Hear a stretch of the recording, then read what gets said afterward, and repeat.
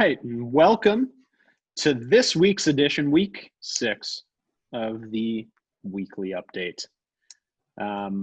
This was a rough one for me, not going to lie. I lost again. Sit over here.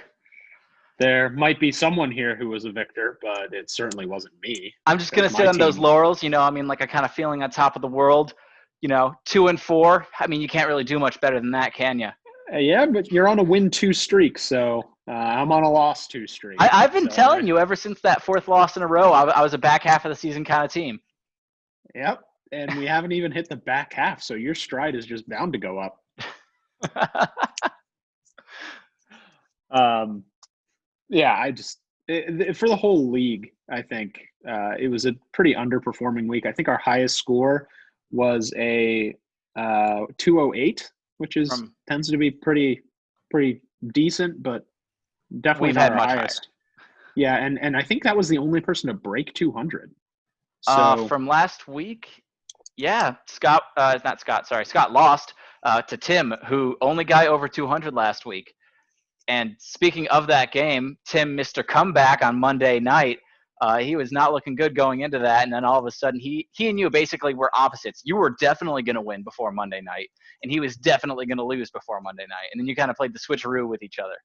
Yeah, him and Kenyon Drake, I think, is what put him over the top. I think he has Drake with that crazy 69-yard touchdown run in the middle of garbage time just for no reason. They had already won the game, but he just broke off a massive run. Yeah. Just to help Tim win that $30. He was looking at Tim from the field going, "I got you, buddy." So I thought I would have won Best Manager this week, given I thought I set pretty much a perfect lineup given what I had, and yet Scott beat me out. So Scott has taken a drastic turn the last 3 weeks. He is now actively participating in the chat, actively trading, actively setting his lineup, and actively kicking ass at setting his lineup. He just destroyed. And I say, Scott just got unlucky this week. Yeah. That was through no fault of Scott's own. Kenyon Drake was like, "I'm going to ruin this guy's week today." Like that's what my goal for Monday night is. Yeah, Scott did everything he could, and you got to give him props for that. Oh, yeah.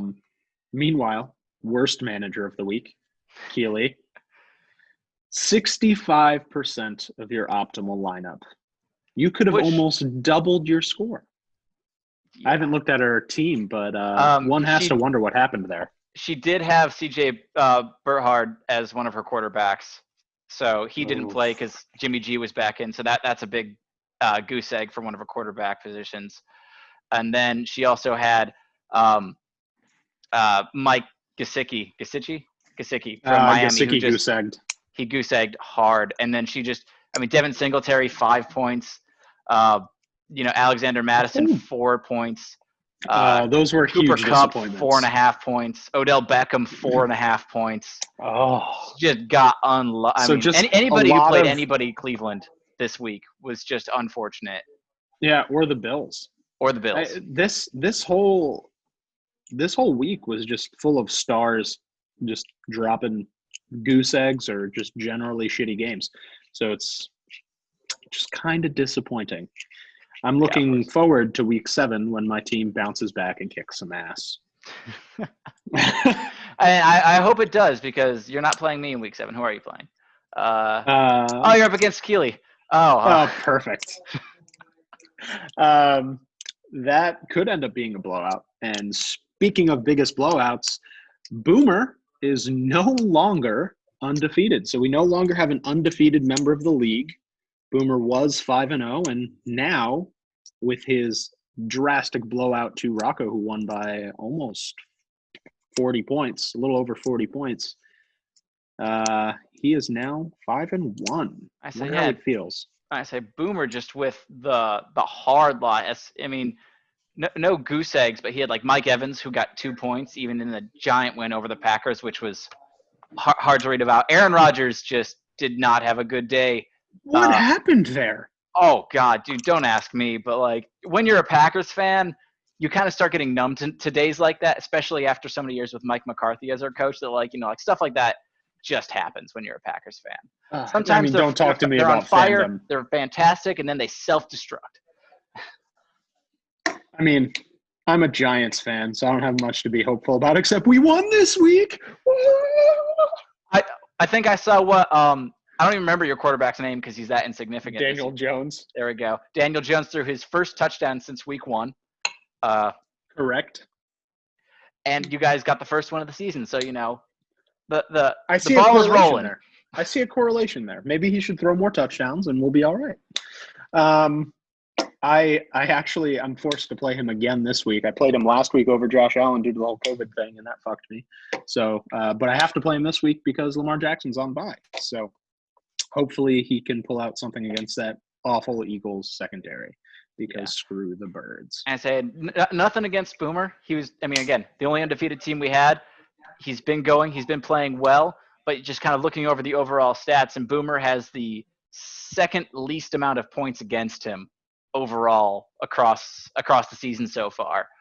And then, of course, this week was a big add-on to that because, Rocco got, 172, not the most points, but, it hasn't been like some of those more pathetic bottom-of-the-barrel ones where, I beat Scott 140 to 130. And, we've had a lot of those weeks. And this one was just a lot more middle ground. Yep, and Boomer put up his lowest score of the season and the lowest score in the league this week, 129.52. Pretty shitty. Is that the lowest score we've had all season? I don't think so. I think someone put up a 122. I think that was absentee Scott. Yeah, I wouldn't be surprised. But that's pretty much all I got.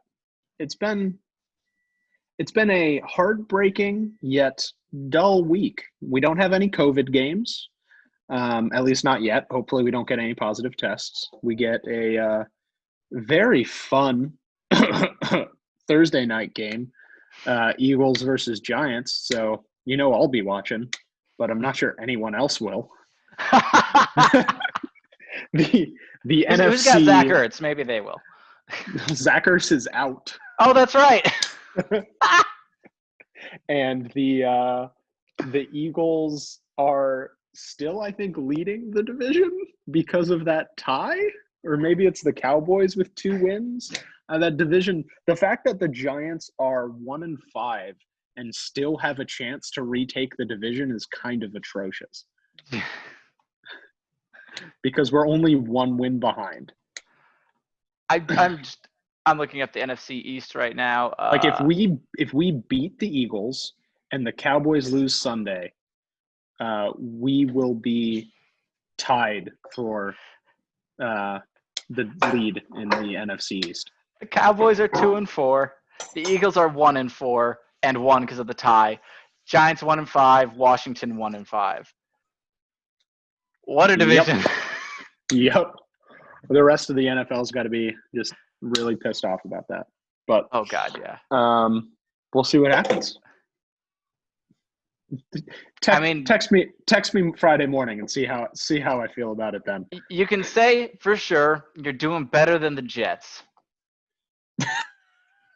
0-6, man. Just looking at Joe Flacco on my bench being like, oh yeah, former Super Bowl winning quarterback. He's filling in for the Jets when Sam Darnold can't make it.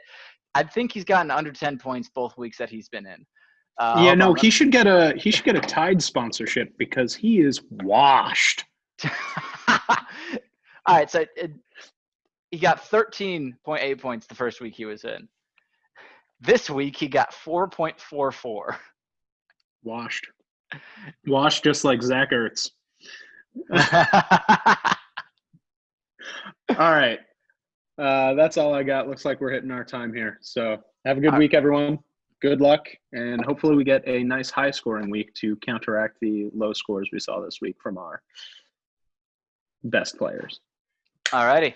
Fingers crossed. Good luck out there, everybody.